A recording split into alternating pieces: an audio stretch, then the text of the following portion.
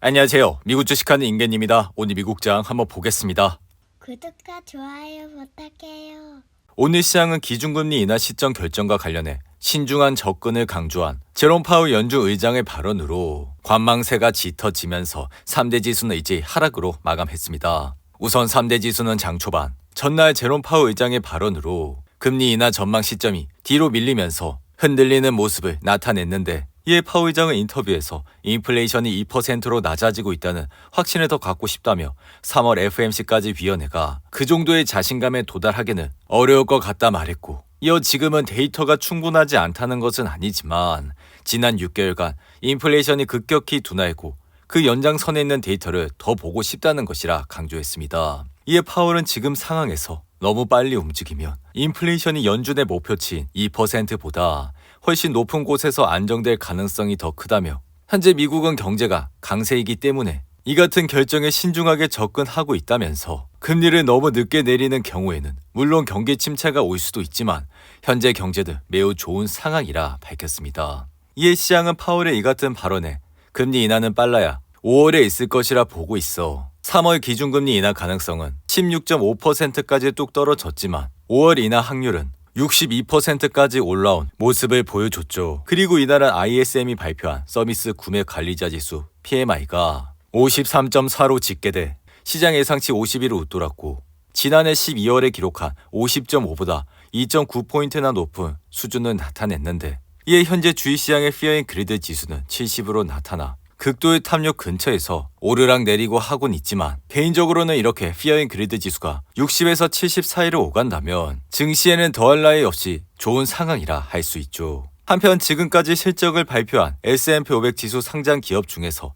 46%가량이 4분기 실적을 발표한 가운데 이 중 72%는 예상치를 웃도는 주당 순이익을 발표했고, 이는 5년 평균이 77%와 10년 평균이 74%를 모두 밑도는 수준이라 할 수 있는데, 하지만 지금까지 실적 발표 기업들은 예상치를 2.6% 웃도는 EPS를 발표해 지난해 같은 기간보다 1.6% 증가했고, 이는 직전주에 1.4% 감소할 것으로 예상한 데서 개선된 셈이라 할 수가 있습니다. 그리고 기업들의 실적 발표를 가만히 보면 매그니피센트 세븐이라 불리는 빅테크 주식 사이에서 희비가 뚜렷하게 엇갈리는 모습이 나타났는데, 지금까지 실적을 발표한 빅테크 중 마이크로소프트와 아마존, 메타는 지구상에서 가장 높은 성장과 현금 창출 능력 그리고 마진을 보여줬고, 반면 애플과 알파벳의 성장은 기껏해야 평범하며 테슬라는 성장과 마진에서 모두 부족한 모습을 보여줬죠. 이에 이 같은 차이는 결국은 AI라 생각이 들며, AI에서 돈을 벌기 시작한 곳과 그렇지 못한 곳에서 격차가 벌어지고 있다 할 수 있는데, 게다가 이러한 현상은 반도체 주식에서도 나타나 엔비디아와 AMD, ASML과 같은 반도체 회사들은 TI와 마이크로칩, 인텔과 같은 일반적인 반도체 기업들과 차이를 보여주고 있습니다. 이에 매그니피센트 세븐 기업들의 실적은 명확한 AI 로드맵을 갖춘 기업들이 장기적 AI 순풍으로부터 이익을 얻고 있음을 보여줬고, 이로 인해 개인적인 생각은 AI 기술에 대한 투자가 앞으로도 이어질 것이라 생각이 들어, 만약 AI 선두주자에 대한 과도한 주가 하락이 발생을 하게 되면 이러한 것을 매수 기회로 활용을 해야 한다 생각이 드는데, 한편 테슬라의 주가는 이날 3.65% 하락해 여전히 흔들리는 모습을 보였고, 이에 테슬라는 이날 하락으로 주가는 181달러에서 마감을 하는 모습을 나타냈죠. 이에 테슬라가 이날 3% 이상 하락을 하게 된 주요 원인은 독일 소프트웨어 업체 SAP가 테슬라의 전기차를 더는 구매하지 않을 것이라 밝히면서 주가에 영향을 줬다 할 수 있는데, 이에 SAP는 테슬라의 차 가격이 자주 바뀌어 구매 계획 수립이 어렵고 테슬라가 차량 인도 일정을 제때 맞추지 않는다는 점을 문제로 꼽아 테슬라 차량 구매를 중단하기로 했다 밝혔고, 이에 더해 투자은행 파이퍼 샌들러는 테슬라가 올해 작년보다 약 7% 증가한 193만 대를 인도할 것으로 예상하면서 목표 주가를 295달러에서 225달러로 낮추는 모습을 보여줬습니다. 이로 인해 시장은 앞서 평균적으로 테슬라의 올해 인도량을 작년보다 약 20% 늘어난 220만 대로 예상을 했는데, 파이퍼 샌들러의 새 전망치는 이보다 훨씬 낮아진 수치라 할 수 있죠. 이에 테슬라의 주가는 올해 들어 약 30% 이상 하락한 상태라 할 수 있으며, 일론 머스크 역시 지난달 24일 실적 발표에서 올해 성장률이 작년보다 현저히 낮아질 것이라고 못 박은 이후 테슬라의 주가는 내림세를 벗어나지 못하고 있다 할 수 있죠. 이에 개인적인 생각은 지금 전기차 시장의 둔화와 미중 갈등, 그리고 주요국의 보조금 삭감, 업체 간의 가격 경쟁 심화 등으로 인해 전기차 산업의 불확실성이 높은 상태라 당분간 테슬라의 주가는 변동성이 클 것이라 생각이 들며, 덩달아 경기 둔화와 소비 여러 감소로 인해 올해 테슬라의 생산량 증가폭은 크지 않을 것으로 보여 테슬라는 가격 인하를 통해 수요를 높이는 전략을 채택은 하곤 있지만 다른 기업과의 경쟁도 격화되고 있어 다가오는 1분기 실적을 꼭 확인을 하시고 투자를 해주시기 바랍니다. 그리고 이날 엔비디아의 주가는 4.79% 상승해 693달러로 마감했고, 이에 엔비디아가 이날 급격하게 상승을 하게 된 원인은 골드만삭스가 엔비디아의 목표 주가를 800달러로 대폭 상향 조정했기 때문이죠. 이에 개인적인 생각은 최근 몇 년간 그래왔듯이 엔비디아의 핵심 사업인 데이터 센터 사업 실적은 여전히 상승 추세라 다가오는 1분기 실적에서도 이어질 것이라 예상이 되며, 마이크로소프트 역시 GPU로 대변되는 가속 컴퓨팅에 대한 수요가 지속적으로 강세를 보이고 있어 엔비디아의 주가 역시 상승세를 타고 있다 할 수 있는데, 덩달아 메타 역시 올해 자본 지출 가이던스를 상향 조정하면서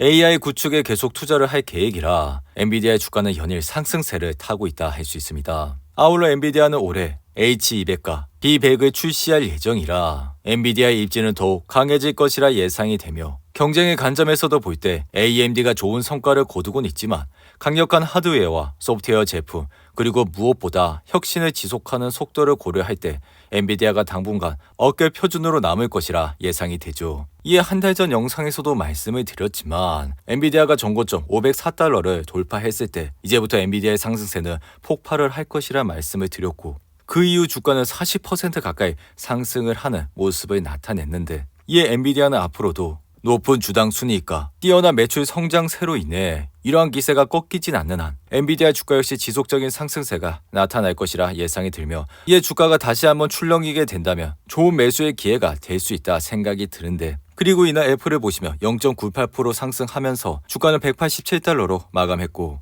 최근 애플은 실적 발표에서 시장 예상치를 상회하는 실적을 발표했지만 중국 시장 매출이 시장 예상치를 하회하면서 주가는 잠시 흔들리는 모습을 나타냈죠. 이어 이날 장 마감 직후 실적을 발표한 팔란티어는 시장 예상치를 상회하는 실적을 밝히면서 현재 장외에서 12% 이상 상승을 하고 있고, 팔란티어의 실적을 자세히 보시면 주당 순이익은 8센트가 나와 시장의 예상치를 비트했지만 매출이 시장의 예상치를 웃돌면서 현재는 장외에서 급등을 하고 있는 모습을 나타내고 있습니다. 팔란티어의 차트를 보시며 이날은 1.76% 하락했지만 현재 장외에서 급등을 하면서 주가는 단번에 19달러까지 올라왔고, 팔란티어는 지난 3분기 실적에서도 시장 예상치를 뛰어넘으며 주가는 20%나 급등을 하는 모습을 나타냈죠. 반면 패스트푸드 체인점인 맥도날드는 지난 4분기 매출 64억 1천만 달러를 기록해 시장 예상치를 하회하면서 이날 주가는 4% 이상 하락했고, 소셜미디어 회사인 스냅 역시 직원의 10%, 약 500명을 해고한다 밝히면서 2% 가까이 하락했는데,